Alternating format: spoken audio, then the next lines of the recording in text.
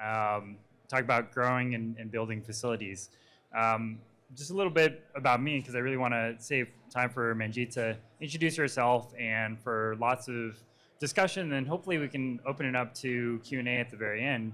But I'm Jonathan Tan. I'm the CEO, co-founder of Coreshell Technologies. Like Amprius, we're believers that silicon is the best chance for the U.S. to be a dominant material supplier for batteries.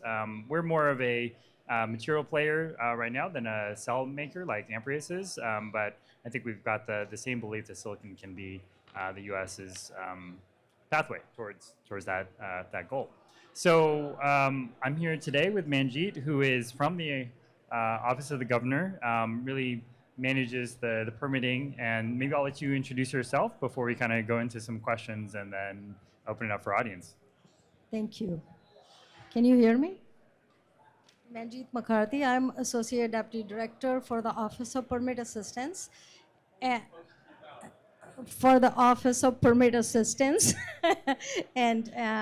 my team provides, when companies come to California or you're in-house, you're planning to open a business, my team provides information about what permits are you going to require based on your intended operation. And then also we do third-party mediation. If your permit is not moving at the speed that you like, then we also do third-party mediation with the local jurisdictions as well as state. So that in a nutshell, what we do, we get a lot of inquiries from people like, hey, I want to start this business. What am I supposed to do? So I call my team, we are jack of all trades and master of none, because we don't have any particular specialization. What we do research and we support companies, and we look at the success rate, which makes us feel really good when companies are successful. And GoBiz actually was created by Governor Brown in 2012 for offering services that are personalized, that are great for businesses. So that was the intent. That's how GoBiz came into place. And we have teams that offer, our team is called California Business Investment Services Team. We have free of cost site selection services, and also incentives and credits that the state of California offers, and then my team offers permitting assistance. So that in a nutshell is what we do. Great, thank you. We're excited to have you today. Thank you for joining and giving us some feedback on this important topic. Before I get into questions, I wanted to pose to the audience, please think of some things that you guys would like to ask so that we can save them for a few minutes at the end.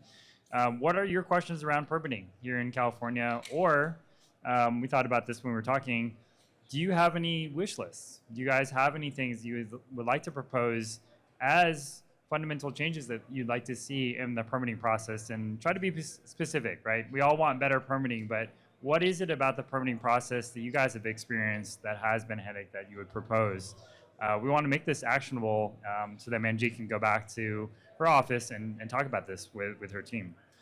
So getting into some questions, I'm sure it sounds like you talked to a lot of corporates and startups.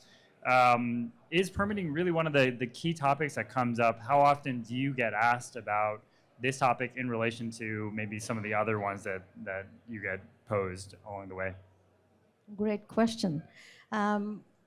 This actually is one of our, as we call it, Achilles heels, that it's very difficult to get permits issued in California, that's for sure, because we are stewards of our environment and we want to act responsible. And what I hear most of the times is that if somebody has to go through CEQA, which is California Environmental Quality Act, then the delays are beyond anybody's control, and it can take 6 months to 2 years. And that's, Governor has written a general order to slash some of the CEQA processes, Like for housing in Los Angeles, he had a general order which slashed the times for the fires after the fires in LA. They didn't have to go through any environmental review. They can start rebuilding on that parcel of land that they had previously without having any additional permits. He said that nothing will be considered at this point when they are building, because normally you have to get CEQA clearance if you have to make sure that your project is not going to impact animal life or human health. So in this case, he said, except for the direct impact on human life and our animal life, we are not going to do any additional investigation on CEQA. Like, they open it to public for comment, and then it becomes a very complicated and convoluted process. So he did streamline that for housing to get that process going and to get people back in their homes. So CEQA, I think, is one of the biggest things, and there are also multiple state agencies that issue permits. So what happens is, I actually wrote a white paper and suggested that we should have one application. If somebody comes to California, if they meet Air Resources Board, then Air Resources Board should be the lead agency, and it should be their responsibility to get all the other permits, all the other agencies to buy out on it and sign off, so that people can start their projects quickly. And that still is up in the air, and they think it's a great idea. And then we have also suggested that they should only have one application. There should be timelines put on the state agencies to, what is the reasoning behind your delay? And when I talk to them, my first question is, can you tell me, is it legislatively mandated timelines or is it departmental timelines? If they're departmental timelines, then it's procedural and you can change it. If it's legislative, then then things have to change in a different way, because somebody has to write a bill and somebody has to slash the timelines in that bill, and then that bill becomes law, and then we all reap the benefits. So there are different things that we suggest to our regulatory agencies, and they are pretty responsive. But unfortunately, what happens is, I will reach out to a state agency and reason with them, and they will work with me. But I wish that was the case every time. Anybody who came to California, and we have also suggested that when projects come to California, if they want to meet for a pre-application meeting, they should be able to do that. And then pre-application should give them a checklist. What do they need to do? How long is it going to take? So that before they file an application, they know what they're getting into. Then it's a decision that is mutually made by the companies and by the regulatory agencies. What happens is people come and they don't ask questions, and state agencies don't give responses or don't ask questions to probe and see what exactly is their operation, how long are they going to take, and those things. I think there is not a connect between the regulatory agencies and companies. I think we should have a better understanding and communication. Communication is the key. When you were told in the very beginning you're going to need 15 permits, for example, and then people know that, okay, 15 permits, can I simultaneously apply for them? Yes, you can. You can apply simultaneously, and each state agency is going to issue an independent permit. So you're going to have 15 permits, and you're going to have 15 renewals. So it goes on.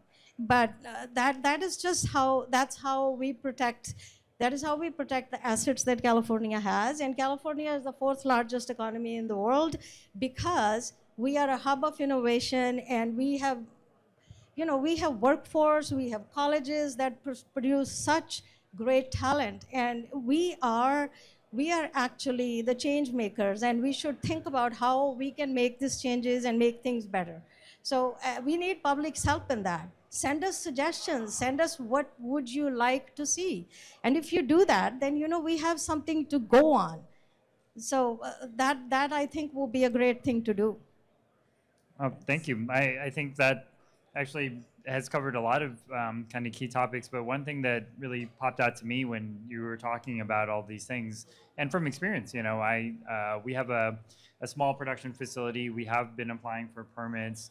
Um, it does seem like the process is very unperceivable from the the entrants who are trying to come in and do this. So maybe the question that I have is that you mentioned some of these aspirations of getting people ahead. Are there things that the state is doing now, or hopefully in the near future, to really help streamline this process? Because as you mentioned, if it's this kind of disconnect between the regulators and the people that are applying, I'll mention this from our perspective. I don't think we really even have a perception or a single place to go. So we are not even sure who is it that we should come and talk to directly. How do we make those connections? Who do we ask? So what is the state doing now? And maybe if they're not doing it now, what are they hoping to do in the future to really help streamline this process? Anything that you think of that the state is enacting? Actually, we are. First of all, we're working on streamlining the CEQA process, which Governor's General Order did it for certain projects. They also did it for semiconductors and up and coming industries, because we don't want them to see the pain points and run away. So we try to see if we can provide some sort of solace or environment where we let them know that we are with you and we will help you. And the other thing that that our office is doing, we have a permit streamlining academy that is going to be coming up, I think, next year. And we had a competitive process funding for it, and CalEd is the one that won that, and CalEd will be reaching out to businesses. They are already reaching out to businesses, and then SPDCs and local jurisdictions to find out where are the roadblocks, what can be done, how can we address those. So CalEd will be working on that, and once the report is completed, then we will publish it. And that probably will do it. And another thing I would suggest, if you really are looking for things to happen at your speed, and you're not getting any, you are finding it difficult to contact so many different regulatory agencies, please reach out to our office. And my team can help you with that. We do a lot of mediation. We will also give you a list of all the permits that you will require and the URLs to apply for them. We create documents that are tailored according to your intended operation. And we not only do that, we also stay the course with you, because it's a success story for us. And we will help you with all the permits that you're going to require, contact you with the people, all the connections. We make the connections, and also connect you to small business development centers, because they are also very instrumental in getting the local permits. And most of the permits, to be honest with you, are issued by the local jurisdictions, because you need a business, anybody who opens a business, you need a business license that's at the local level. You will need, zoning clearance, that's done at the local level. State only, like, if you're getting, for example, you are going to open a business and you're going to have hazardous waste material, you're going to have to talk to Department of Toxic Substances Control, and they have their agencies, their regional office, they're called CUPAs. You can go on DTSC's website, and all their CUPAs are listed. You can meet with them. They do pre-application meetings. They also help you understand. And if you need, you can always reach out to me, because I know all of these people and I can connect you with them via message and email, and that way, your needs will be addressed. Thank you. And we want to open it up for some questions here after this, but maybe I'll just ask. It sounds like your office is perhaps the starting point if anybody has any questions. Maybe you can share afterwards the address that people can get a hold and submit and contact either directly to you, which I don't want to spam your Oh, no, email that's- box, or a website that people can start to offer. So maybe that's something that we can share with the organizers and folks here. Because I think that is something that it feels like has been missing, a single point of contact, somebody that people can reach out to. I don't know if folks are aware of this office assistance. We certainly weren't when we first started the process. Actually, the only way, if I give you anybody else's information, they're gonna send you back to me. So and we actually, if I get a lot more requests, I can ask for more staff. So we don't have a problem. This is our job. We are here to help our regulatory agencies understand the needs for businesses to move forward, and businesses, and we want everybody to work together. And I have one of my employees in Southern California and one in Northern California, and then I'm over the entire state. So we don't have any. One thing that GoBiz has taught employees that work there, that work ethic is the most important asset that you have. And work ethic and helping public, I mean, it's engraved in my head now because I've been there 7 years. And it's like, we don't even hesitate. We know that this is coming, and I get calls at 9 o'clock at night. I get calls at 7 o'clock in the morning, and I'm perfectly fine with that. I know that people want to make a living. People want to have a good family life, good life. So we are here to support all of that. We have no problem. If you call us anytime or if you send us an email, we will definitely get back to you as soon as we can. That's great. Okay, well, any questions? We can probably field a couple of questions, one or two. If people want to take the opportunity to either make some questions or offer some suggestions on what you guys have had struggles with permitting that you'd like the state office to really understand and hear. What's the number one spot people usually get stuck on permitting? Is there any one area where everyone hits the wall, or is it kind of? You know what I hear most of the times? I hope nobody from Bay Area Air Quality Management District is here. No, throw people under the bus. I think is this publicly recorded? No, I'm just Sorry. kidding. People, their regulations are very strict. Whenever a company comes to California, they need an air permit, and air permits are, one is permit to construct, and one is permit to operate. And those permits are, I would say, 2 years for one. And we have looked at the process. I have worked with Air Resources Board to see if there is any way we can expedite any of that. And they actually have a lot of regulations that they have to cover, and a lot of the processes that they have. I can't wrap my head around why does it take so long.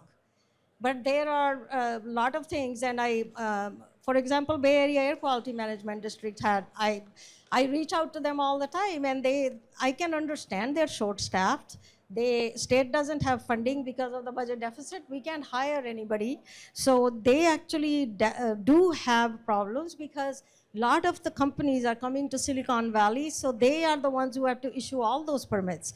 And it sometimes becomes very tedious for them, and they said that we had suggested to them that they should have a permit expedite process, which if somebody is, if you are going to open a company with billions of dollars of investment, you won't mind paying extra for expedite application process. So we have been in talks with them, and the last time I talked to them about 2 weeks ago, they said they are working on it, they will have that in place. So you pay extra money, and then they pay their own employees, the scientists, they can pay them overtime to come and finish the project on a Saturday or something like that. So that is the only viable situation that I have seen.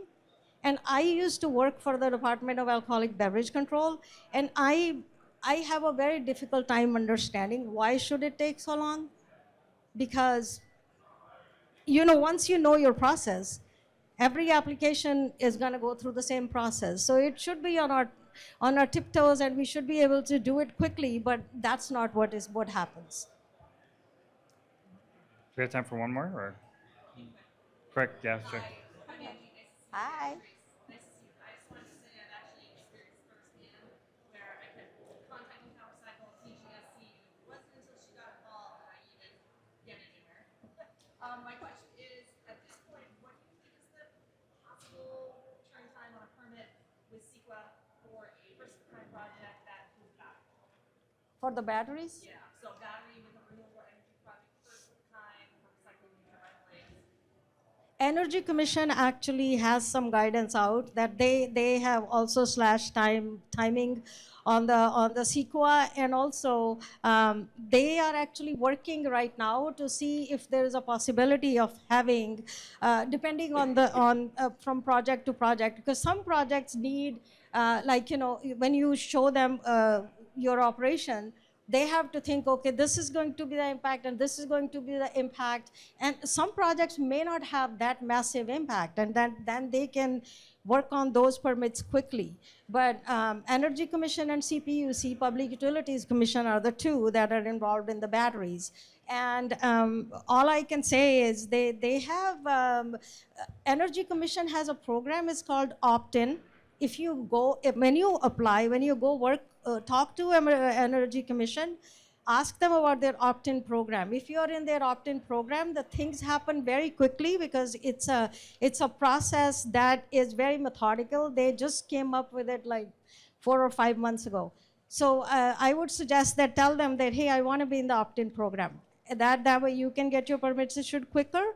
And PUC, unfortunately, I haven't had really good results with them because I haven't really gone after them yet.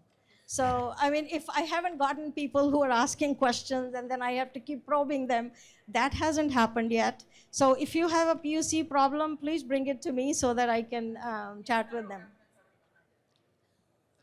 Yeah. That's great. Well, great. I think some key takeaways.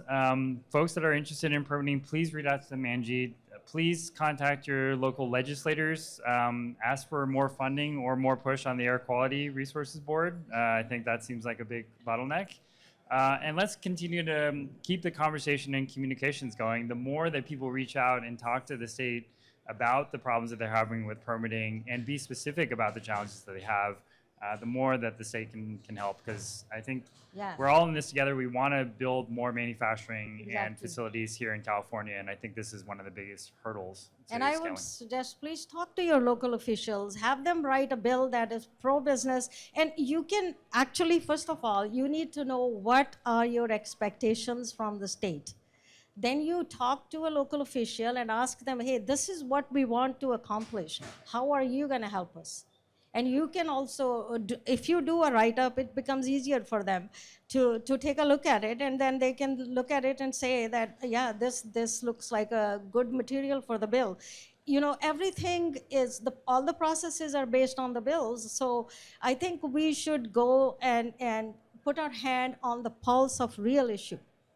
If we do that, and we as business owners, people should know, these are the pain points that I faced. How do I help other people not to go through this? Or maybe I should suggest this. So we all need to put our heads together and work together. And then I think we can make changes and make our accomplishments easier and better if we all work together.